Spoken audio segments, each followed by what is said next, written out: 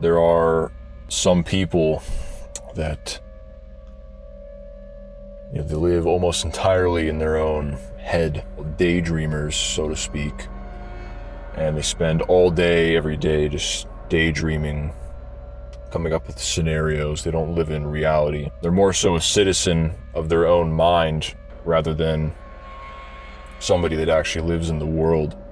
When they interact with people, they're more so playing the role of an ambassador from themselves rather than being themselves. They just daydream all day and come up with hypothetical scenarios. And when you do this, you imagine maybe scenarios from the past, things that might happen in the future. You might imagine people you personally know filling these roles. You imagine talking to people, what you might say, what you would have said, what you might do, what you would have done, what you should do, what you shouldn't do. Imagine people you know in these scenarios, but you'll notice if you do it enough, these people never react. It's not a dialogue, it's just a monologue. And that's what these daydream scenarios are. You're just endlessly monologuing. You're just doing this endless, director's commentary of your life, talking to someone rather than talking with them. What you're really doing is talking to yourself. Maybe you do this so often it just affects every aspect of your life. You just imagine scenarios, imagine success.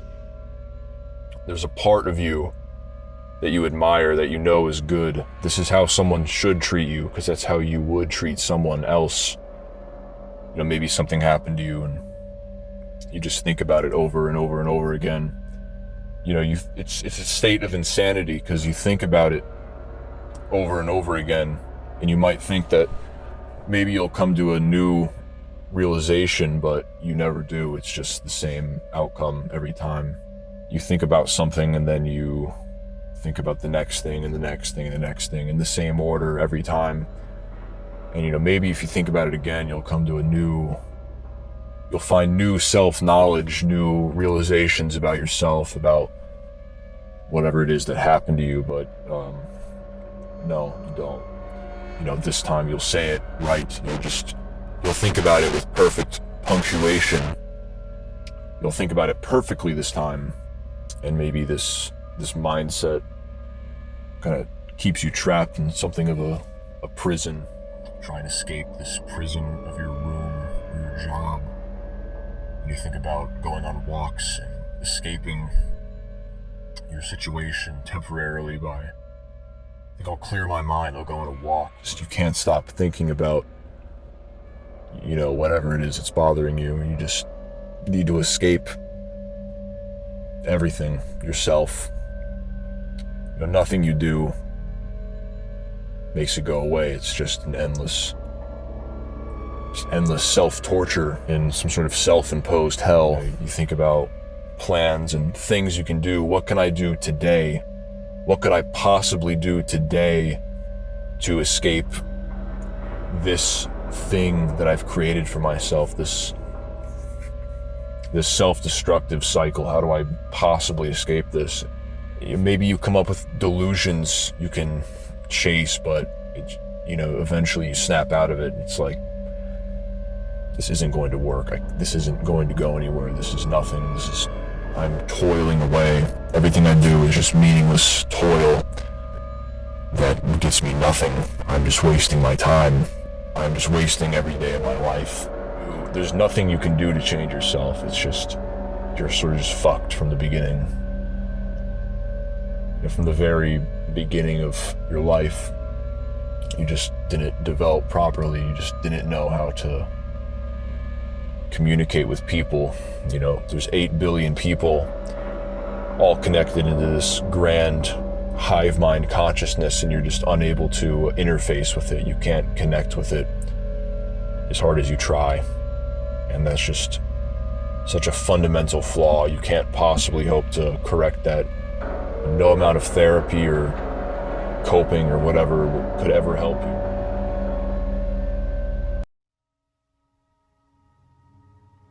during the Cold War, the zeitgeist of the time was that everyone was going to die. The cultural feeling was that at any second, billions of people would be killed in the worst way imaginable. And there was just this overall feeling of cynicism and just no one having any hope. Just this assumption that anyone, we could all die tomorrow, today maybe. And that this was an inevitability. It wasn't even a hypothetical. It was we are going to die from this nuclear war. But I feel like this feeling of impending doom, of mass destruction, I feel like it's come back. This feeling of impending mass death. And I'm not saying it's going to be a literal, doomsday, billions of people dying necessarily, but it's more like the world is going to end and there is going to be some sort of widespread suffering, some kind of something horrible is going to happen in our lifetimes that we can't even comprehend or begin to understand yet, but the feeling is there. I think there's a subconscious feeling that something very, very terrible, something very evil will happen, and the suffering is going to be unimaginable. And I don't know what this suffering will be like or what it will entail, but I know that it's real. And if I was just, I know there are some people that feel like they're strong and they can handle it, they can deal with whatever the world throws at them. And maybe there are some people that know that they're weak, they just don't care what happens to them.